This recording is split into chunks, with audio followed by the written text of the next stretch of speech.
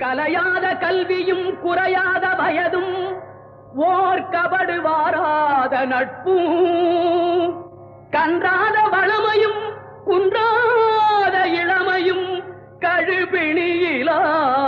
உடலும் தலியாத மனமும் அன்பு அகலாத மனைவியும் தவறாத சந்தானமும் தாழாத கீர்த்தியும் மாறாத வார்த்தையும் தடைகள் வாராத கொடையும்